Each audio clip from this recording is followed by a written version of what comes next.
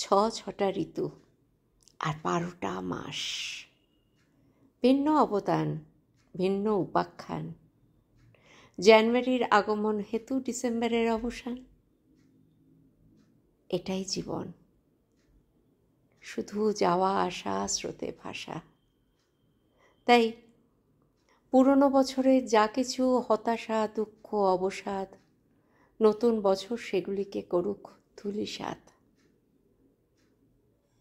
সুখে আনন্দে মুছে যাক সকল যাতনা। নতুন বছরে এই হোক আমাদের সবার প্রার্থনা।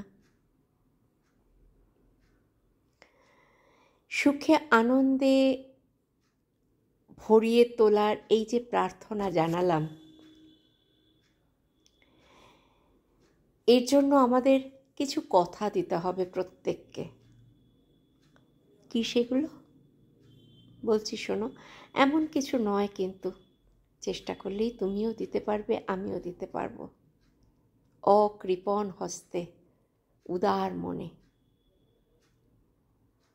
গত বছরের থেকে আরও বেশি ভালোবাসা চাই। বন্ধুরা যেন বন্ধুকে ভুল না বোঝে, কাঁটাগুলো যেন ফুলের ওপরে না যায়।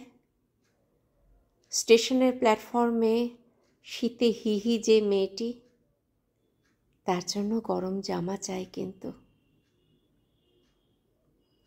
রকের আড্ডায় আর যৌবন ফিকে করতে দেব না ওই মন্টু, সন্টু, পল্টুদের।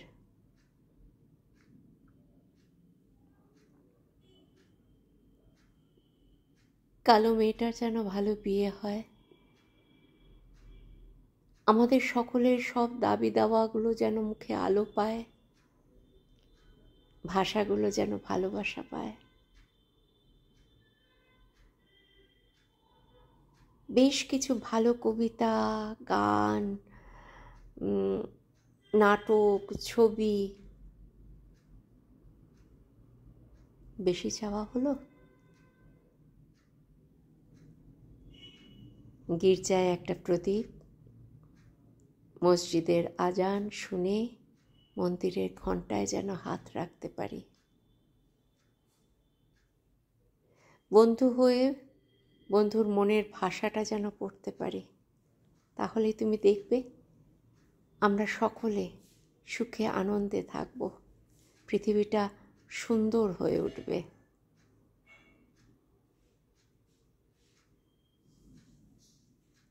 আরও একটা জিনিস, সুন্দর করে সবাইকে রাখার জন্য সমস্ত বৈষম্যকে ভুলতে হবে। নারী, পুরুষ, হিন্দু, মুসলমান, ধনী, দরিদ্র, সমস্ত কিছুর সমস্ত বৈষম্যের ঊর্ধ্বে যেতে হবে। পারবে না এমন কথা দিতে? যদি মন থেকে এই কথাগুলো দিতে পারো, তাহলে দেখো তুমি নিজে সুন্দর হবে, আর সেই সাথে সাথে সমাজটাও সুন্দর হয়ে উঠবে।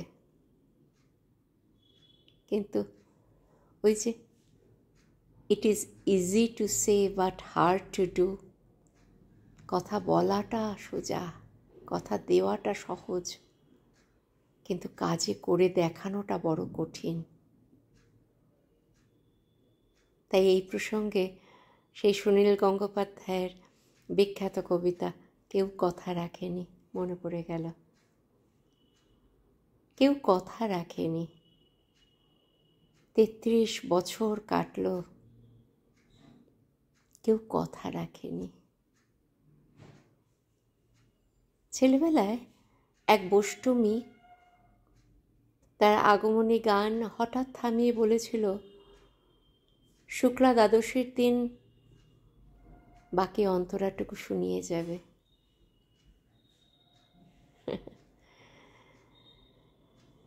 তারপর কত চন্দ্রভোগ অমাবস্যা চলে গেল, সেই বষ্টমী আর এলো না। 25 বছর প্রতীক্ষায় আছে। মামাবাড়ির মাঝি নাদের আলী বলেছিল, বড় হও দাদা ঠাকুর, তোমাকে আমি 3 প্রহরের বিল দেখাতে নিয়ে যাব। সেখানে পদ্মফুলের মাথায় সাপ আর ভ্রমর খেলা করে। নাদের আলী, আমি আর কত বড় হব? আমার মাথা এ ঘরের ছাদ ফুঁড়ে আকাশ স্পর্শ করলে তারপর তুমি আমায় 3 প্রহরের বিল দেখাবে? একটাও রয়্যাল গুলি কিনতে পারিনি কখনো। লাঠি লজেন্স দেখিয়ে দেখিয়ে চুষেছে ওই লস্কর বাড়ির ছেলেরা। ভিখিরির মতো চৌধুরীদের গেটে দাঁড়িয়ে দেখেছি ভিতরের রাস উৎসব। অবিরল রঙের ধারায় সুবর্ণ কঙ্কণ পরা ফর্সা রমণীরা কত রকম আমোদে হেসেছে।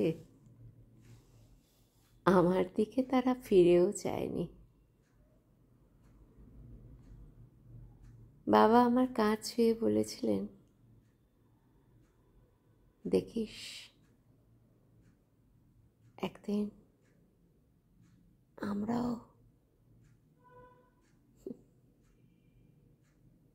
বাবা এখন অন্ধ, আমাদের দেখা হয়নি কিছুই।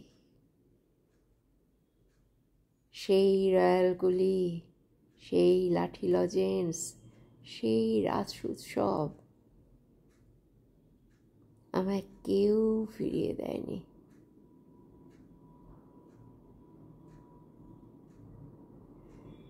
বুকের মধ্যে সুগন্ধি রুমাল রেখে বরুণা বলেছিল, যেদিন আমায় সত্যিকারের ভালোবাসবে সেদিন আমার বুকেও এরকম আতরের গন্ধ হবে। ভালোবাসার জন্য আমি হাতের মুঠোয় প্রাণ নিয়েছি, দুরন্ত ষাঁড়ের চোখে বেঁধেছি লাল কাপড়, বিশ্ব সংসার তন্ন তন্ন করে খুঁজে এনেছি 108টি নীল পদ্ম, তবু কথা রাখেনি বরুণা। তখনও তার বুকে শুধুই মাংসের গন্ধ। এখনো সে যে কোনো মেয়ে, কেউ কথা রাখেনি। 33 বছর কাটল,